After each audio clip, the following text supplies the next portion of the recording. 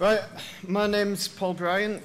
For those of you who don't know me, I used to work for Mornish as an affiliate manager, but I left a couple of years ago to run my own affiliate stuff and product sites full time.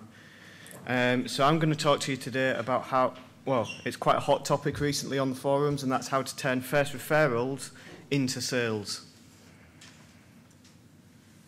So firstly, just before we start, in front of you in the little packs that you got when you came in, there's a small postcard on there, looks a bit like this. It's got my ugly mug on the front, so you may want to turn it over, and if you do want to turn it over, then that's great, because on the other side there's space for you to write down any thoughts or ideas that you have while I'm speaking, so feel free to make use of that. So quickly run through the agenda for today. So I'm going to start off by defining what a first referral actually is, and maybe some of you here who are not fully aware of what a first referral actually is. Then we'll look at some of the arguments both for and against first referral commissions. And then I've got a real life example for you which shows you how I managed to increase one affiliate's earnings by 364%. That affiliate is actually in the room today. You've just seen him up on stage. It's NS, or as you may know him, Caraburger from the forum. And then we've got what actually stops your visitors from buying. So why do people come to your site, go through to the product site, but decide not to buy from you and instead buy from another affiliate and become a first referral? And then we've got the top 10 tips for how you can turn your first referrals into sales. And then a summary, and I'll answer your questions at the end. So what is a first referral? Well, Mornish standard commissions work on a last referrer basis, i.e. if you're the last affiliate to send a visitor through, then you get the commission if they go on to purchase. With a first referral commission, the first affiliate who sends that same customer through to the product website who purchases, that first affiliate to send them also gets a small commission.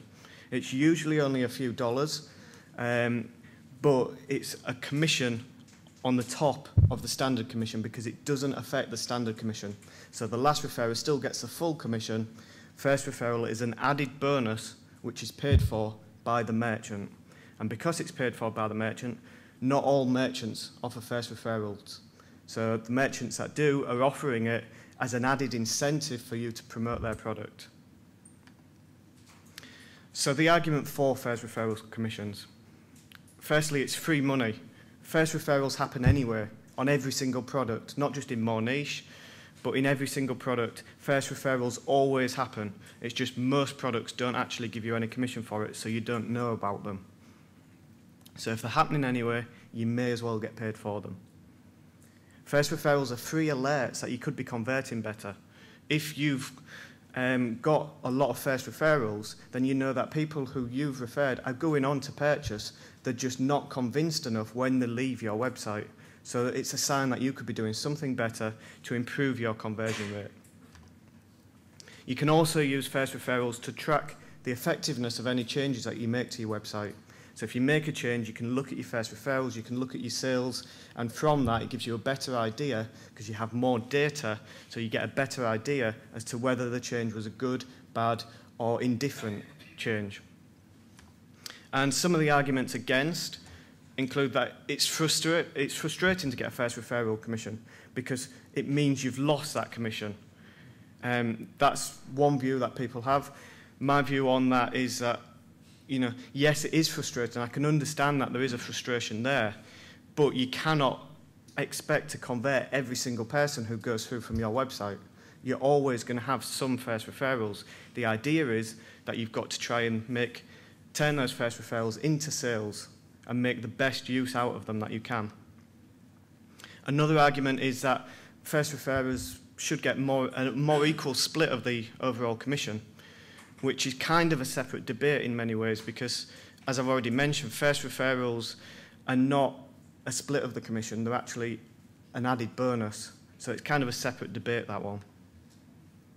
And then another argument is that you can't stop first referrals and therefore affiliates don't want to know about them.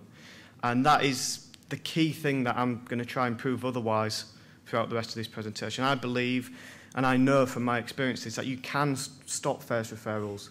Not completely, you'll never get rid of them completely, but you can turn some of them into sales. So the key thing is, don't bury your head in the sand. First referrals can be used to dramatically increase your income. And so to show you that, this is what I spoke about at the beginning. This is the site that I worked on with Ennis. And basically, I took his website on to do a conversion optimization for him. And so we looked at 2 months worth of data, and I picked out FEN375 as a product here because this was the main product that he was promoting. And as you can see, in that 2-month period, he'd sent through 142 uniques, he'd made 2 sales, and 5 first referrals. So his first referrals were more than double the number of sales that he'd made. And from that, he'd earned $51.97. So then I went away and I analysed his website and we worked together on it, and I spent probably about an hour making some changes to his website, and then we looked back again a few months later at what effect those changes had. So this is 2 months worth of data after the changes had taken place. Still looking at FEN375, you can see the number of uniques has shot up to 695. Now, that is partly because we were able to improve his click-through rate from his website, but it's also because he did a fantastic job at increasing the amount of traffic he got to his site. However, most of the traffic was still the same kind of quality, same kind of keywords. He was just getting more of it.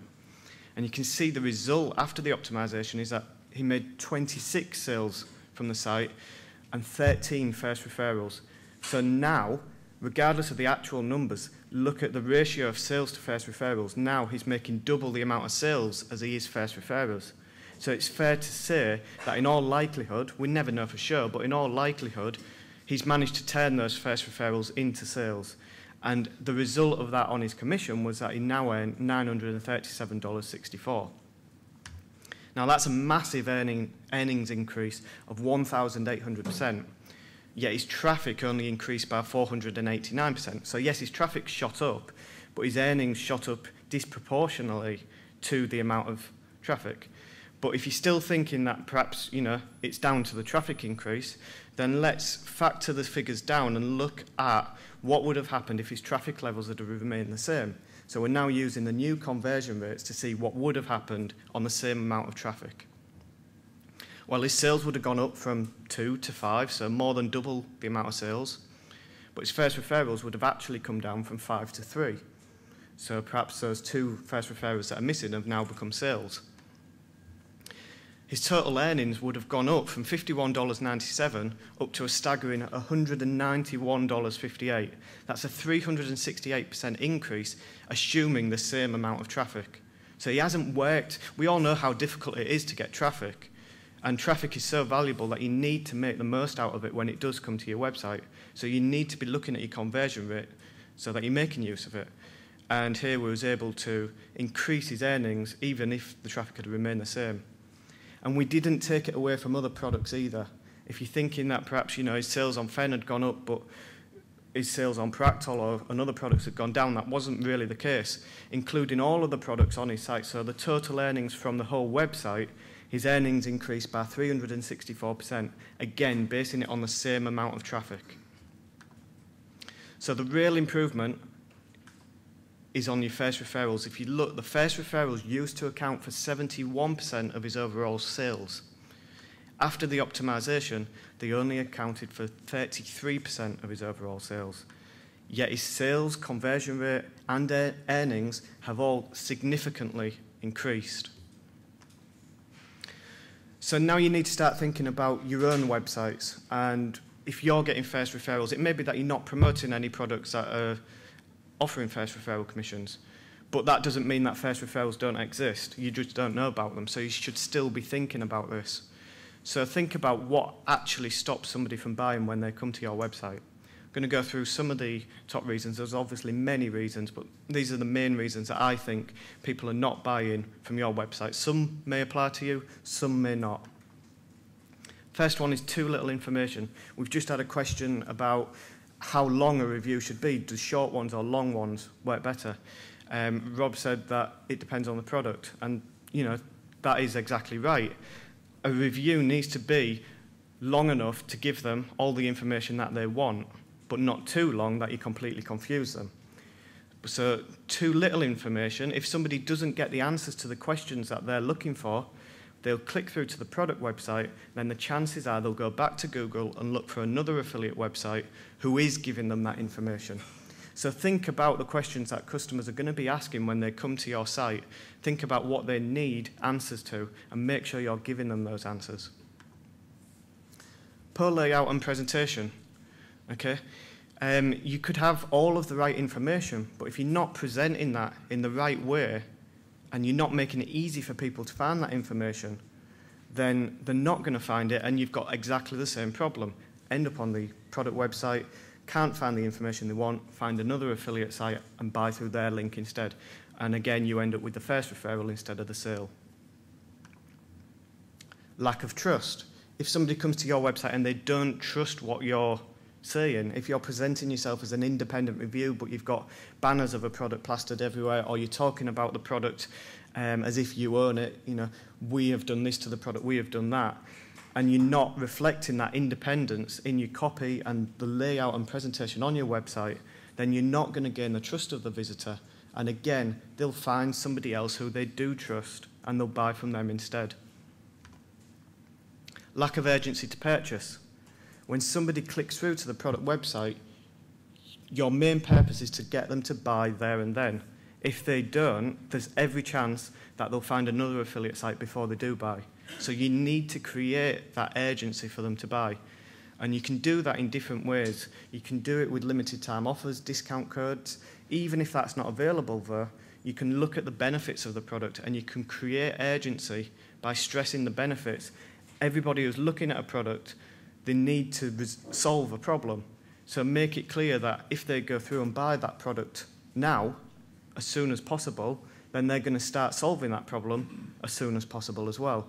So you can create urgency in many ways, and it's important, even on a review site, that you're doing that. You cannot rely on product websites to convert.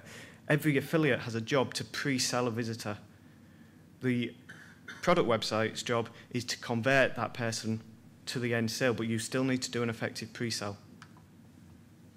Confusion is another reason why people don't buy. So if somebody comes to your website and you're putting loads of technical jargon out there, you're not explaining it in nice, simple, easy to understand terms for the visitor, then they're going to become confused and they'll go through to the product website. And a lot of the time, product websites can also be quite technical, so you may need to break it down for the person before they go through to the product website. So when they do get through to a product website, they already understand what it's all about. So you're doing the job of converting the people before they go through. Inconsistent and outdated information. Okay, so let's think for a second about Practol. Practol recently changed to Practol Plus. I bet there's affiliates out there, may even be in this room now, who have still got Practol reviews instead of Practol Plus. They're using the old packaging, they're using old screenshots. The information that they're talking about the product, they haven't updated it. The easiest thing to do in the world is, once you've put up a website, never go back and update it, because you just feel, right, all I need to do now is get traffic to it and it'll convert. That's not the case. If a merchant changes the product or changes the packaging or changes the website, you need to go back and update your review to reflect that. If you don't, somebody will go through to a product website and comes back to the confusion thing. If you're not giving them the same information as the product website's giving them, they become confused and therefore they won't buy from you again. They'll find an affiliate who has got up-to-date information. Not enough time. A lot of people surf the internet and do the shopping online during the lunch hour at work or just while they're busy at home. People don't have a lot of time. So you need to stress when they're on your website, you need to make it easy for them to go through and take the action you want them to take, which in most cases is going to be to buy the product. But if the product's got a nice, easy-to-use order process, then make sure you mention that as well. Tell them that, you know, click here to go and order today. Only takes 5 minutes to put your details in.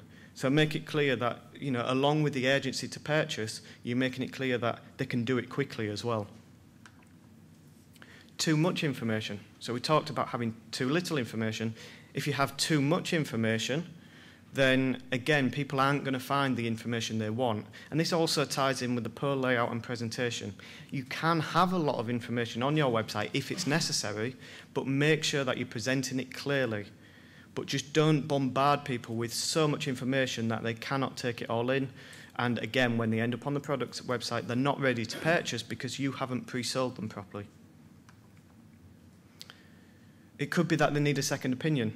Nearly everybody, I mean, think about yourself. When you go perhaps onto Amazon and you look at the reviews of a product before you buy it, you don't buy it after reading the first review. You always read multiple reviews because people like to get second opinions. They don't just like to rely on one opinion. And if you've got a review website, you might be thinking, well, I can't do that because I've just got a review website. Well, you can, because when you bring in testimonials from product websites, you're giving them a second opinion. If you open up your review for comments, you may want to do that, you may not, but if you open it up for comments from people, you're giving people a chance to put across another opinion. If you've got a network of sites all reviewing the same product, there's nothing to stop you from interlinking between those different review sites to show people that it's not just your website that is ranking this product as really good. They don't need to know that you happen to own all of the websites that are linking. And as a side effect, that can also help with SEO as well if you do it correctly. And then finally, you've got people who won't buy because they think the product's too expensive. At that point, you might be thinking, well, I don't own the product, I can't do anything about the price. Well, to an extent, that's correct. You cannot change the price. However, you can present the price in a way which makes it more appealing to people. So if you've got an expensive product, you can even highlight the fact that, yes, it is expensive, but it's expensive because you're getting a really high quality. This is the best product. It's better to spend £50 on something that works really well than £10 on something that doesn't work at all. So you use the price. I mean, a lot of affiliates will try and avoid mentioning price because they think that, you know, they shouldn't mention the price. That might turn people off. But I always mention the price because it gives you a chance to justify that price, to explain the benefits that people will get, and to really make that price worthwhile. You can also break down the price so into a per day cost, a per month cost. You can use discount codes. You can use all of those kind of techniques to make the product look better value for money.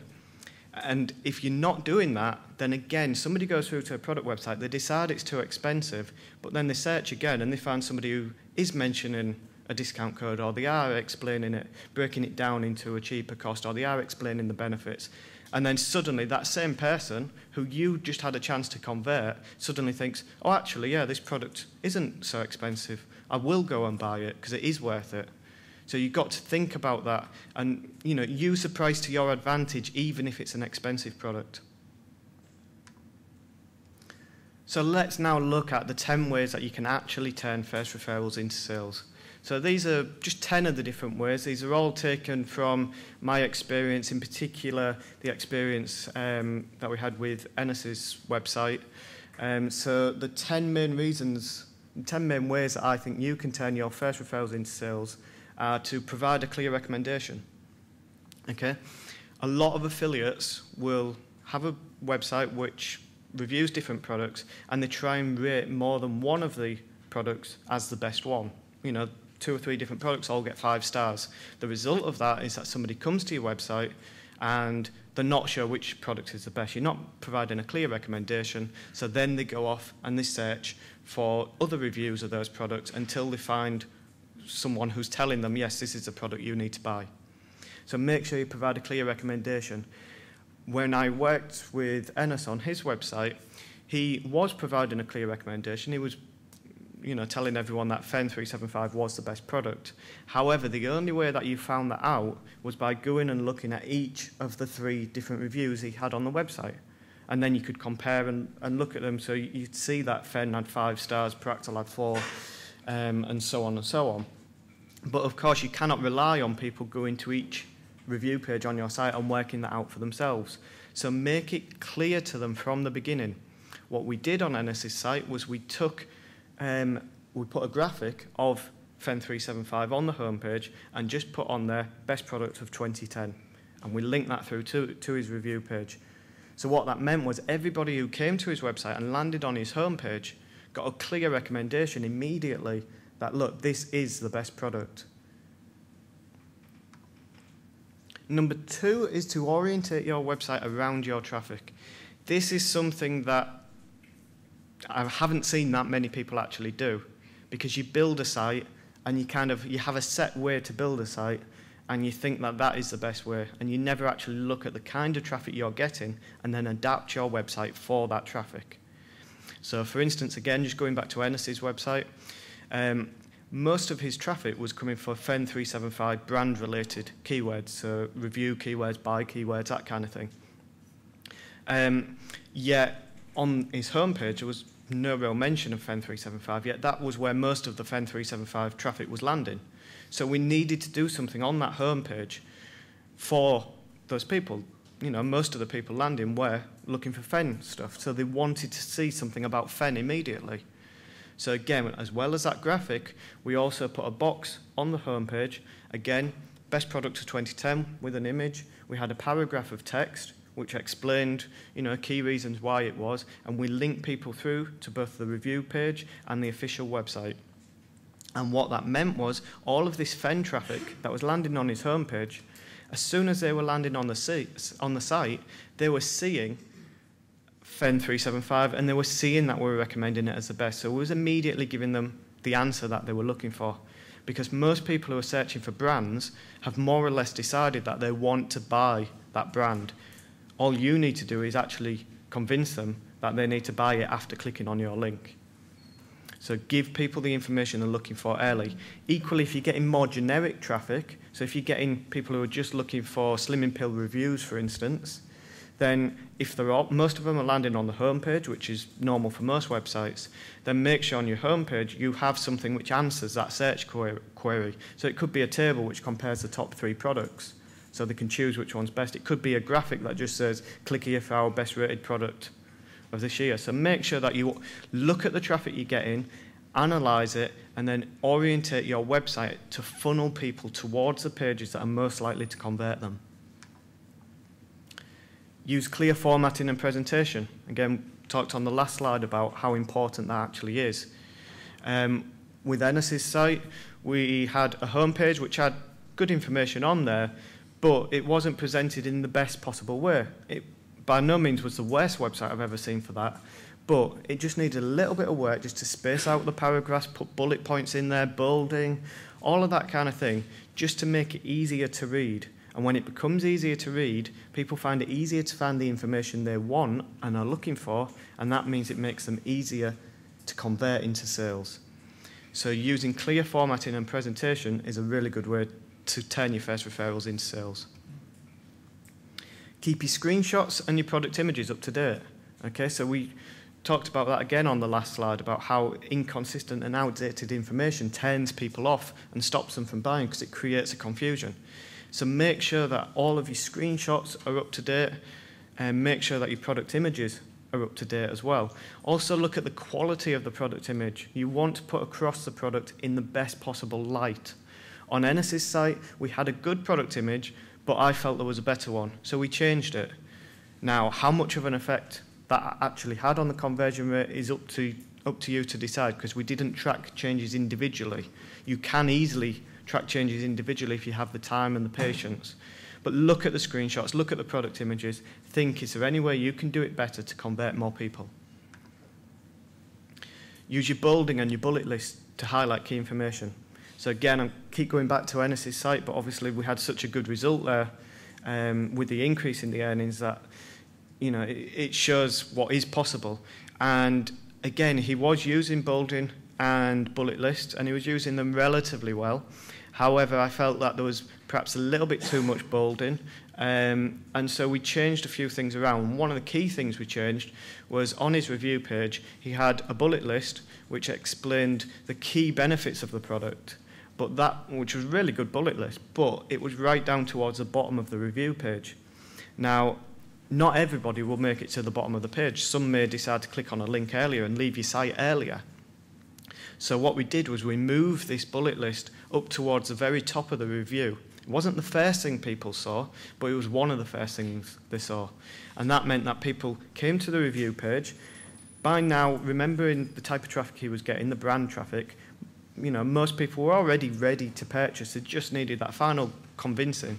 They came to the review page. They saw star ratings of each part of the product, which showed them that it was good. Then they got a quick bullet list which showed them the key benefits, and that meant that when somebody clicked through to a product website, they had everything they needed without even having to scroll down the review page. So make the best use that you can of your bolding and your bullet list to get across all of the key information. Ensure your call to action links go where people expect.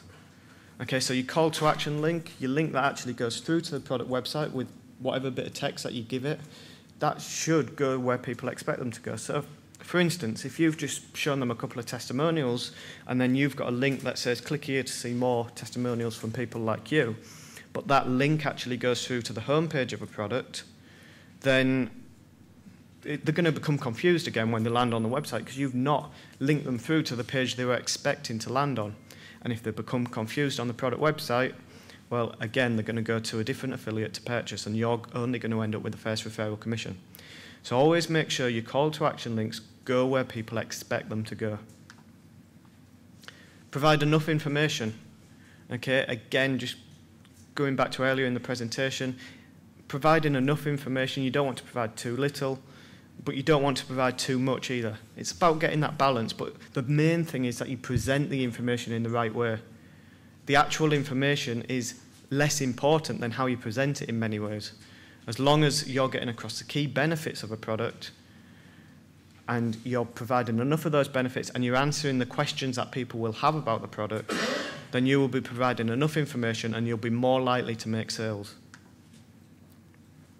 Use your testimonials to gain trust. Again, we talked about second opinions. So use testimonials. Most merchants are providing testimonials now. So use them, put them on your website. If you don't want to use the same ones as everyone else has got, then look at, you can just change the way they look. So you don't need to use the same graphic that's been provided. You can use the same testimonial, but get a designer to mock something up which looks different to every other affiliate. So it's still the same testimonial, but the actual way it's put forward is different to how everyone else has put it forward, so it doesn't look like you're the same as everyone else. So use your testimonials to gain more trust, and don't forget you can also open up your reviews and stuff to external comments, and you can also interlink between your different websites as well in order to gain that trust. You need to show the visitor how to make savings, preferably with an urgency to purchase as well. So again, looking at the argument that the product is too expensive, if there's a way that they can save money, show them how to do it. Use your discount codes. Use the bonuses that come with different products. Use the multiple buy savings. So, for instance, if they can save money by buying 4 boxes instead of 2, make sure they know about that and put it across in the best way that you can. Because not only are you more likely to get the sale, you're more likely to get a bigger sale as well. You can increase your average order value by doing that as well. And a lot of the time you can tie that in with the urgency to purchase. So if a certain discount code is only valid for so long, make sure you tell them it's only valid for so long to create that urgency to go on and buy there and then. And then number 10, make it clear what the visitor should do next. The worst thing in the world is if somebody gets to the end of your review and you're not telling them what action you want them to take now. I mean, a lot of the time I see review sites where they don't even have a link at the very bottom of the page. The only link is at the top, which means you're relying on somebody who's got to the bottom of the page to then scroll back up and find that link. Don't rely on that. Give them a link at the bottom. Tell them what you want them to do. Tell them to click on that link and go and purchase today and start improving their life. But the most important thing of all, and this is something which Phil mentioned as well, is that you need to sell the sizzle, not the steak. And what I mean by that is you sell the benefits, not the features. People do not buy on features, they buy on benefits. Nobody's ever bought an appetite suppressant because it suppresses their appetite. They buy it because that means that they can eat less food and not feel hungry all the time. And that ultimately leads to weight loss, and that weight loss leads to them being able to enjoy a better, healthier life. So nobody buys an appetite suppressant because it's an appetite suppressant. They buy it for the end benefits that an appetite suppressor would provide. So quickly summarise them. First referrals are awarded as a bonus, which is paid for by the merchant. They may be frustrating, but they do offer you real data that can help you improve. So much so, in fact, that just a few changes can have a dramatic increase to your bottom line earnings. So you need to understand why visitors may be leaving your site without actually purchasing. Analyse your website, look at the traffic you're getting, look at how people are using your website, and make sure that it's fully optimised for the best conversions. But you do need to accept that you cannot please all of the people all the time. You're never going to have a conversion rate of 1 in 1. Life just doesn't work like that. All you can do is do the best that you possibly can. So your aim is just to please most of the people most of the time. But ultimately, taking action is the only way to turn first referrals into sales. You can all sit here, listen to what I've said, think about it, think that applies to your site, but if you go back home and you do nothing, you're still going to be getting the same amount of first referrals. If you want to change the number of first referrals, if you want to increase your number of sales, if you want to improve your conversion rate, if you want to improve the amount of money you're earning from the level of traffic you're getting, you need to go home and take action and make changes to your website. So that's it from me. Just want to say that if you do want to get hold of the videos, there's a 3-part video series which is all about how we work to change Ennis's website, and it'll show you his website before. I'll look at what changes I actually made, so I'll show you the changes that were made and why I made them, as well as the analysis for what actually happened and why. Then if you go to conversionratecourse.com, there's an opt-in box there. Stick your name and your email address in that, and you'll get a link through to the page where you can watch all of those videos which show you exactly how we managed to increase his earnings by 364%, and you'll be able to see how some of those things will probably apply to what you're doing as well. Okay, thank you very much.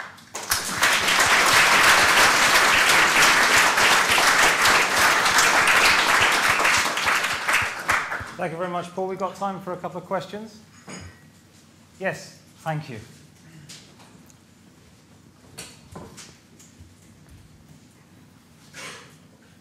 Anyone else? Just put your hand up at any stage if you want to ask a question. In the situation where you're the affiliate for a merchant and you want to encourage somebody to click through, how would you offer them, let's say, a free PDF? Because if they click through, they've already gone to the merchant and they might not find their way back to you. On the other hand, if they click through to your PDF, you may lose some of your sales. When you say PDF, you mean a giveaway sort of thing? Well, the best way to give something away like that would be through an opt-in list, because then you've got the person's data. So when they've clicked through to the you get their email address, and then you can use that in the future to email out to them and get them to click through. If in the PDF, the ideal thing would be that you've also got links in the PDF that click through to the product website as well, so that the PDF is not just a supplementary thing, but it's the whole part of the conversion process, and the PDF actually is part of the funnel that gets them through to the product website and to purchase. Would you not be frightened? Would you not be frightened of losing the customer? Let's say it's a fast-moving item at 10 or 12 or 15 pounds. Wouldn't you be frightened of losing the customer if you give them another link apart from the link through to the merchant? So they've got 2 options, you might lose them. Well, that's something that you should be split testing anyway, really, is that if that PDF is not adding to the order value, it's not adding to your sales, then you'd have to question why you're even giving it away in the first place. The PDF should be adding to your conversions, not taking away. And if it's not, then you should be looking at, right, well, perhaps I shouldn't even be offering this PDF, and I should only have a link through to the product website. So that's what I'd say there. You need to analyse that to make sure that everything that you're doing is adding to your bottom line and increasing your sales. Okay? Thank you. One more question, please. Anyone? In that case, can I ask you a question, Mm-hmm. Paul? There's been lots of information this morning from yourself and from other people, and I can imagine some of the new affiliates in here are like their heads are sort of quite full at the moment. Yep, sure. You've done this brilliant card, 364%. What would you say, looking across the whole industry rather than just what you do, would be the top piece of advice you'd give based on the sort of subjects we talked about this morning? I think the main thing really is to take action, because it's easy to sit here and listen to all the information and think, yeah, that's a great idea, I'm going to do that, and then you get home and you just don't do it. And we've probably all done that. We've all looked at things and had every intention of actually doing it, but we don't do it. Last year, for those of you who were here last year or who have watched the videos, we had a great presentation from Scoots talking about how he'd spent a lot of his sort of first year really learning a lot of information, and he knew a lot, he'd learned a lot, but he hadn't actually put any of it into practice. So the biggest thing really I think that everyone needs to take away from here is not just the information that's provided. You can come back to all of this information. The slides are going to be on More Niche. I think videos will also be on More Niche as well. So you can always re-watch the presentations. But the key thing to take away is that when you go home, you need to take action. Otherwise, nothing will change. Thank you very much. Big round of applause for Paul.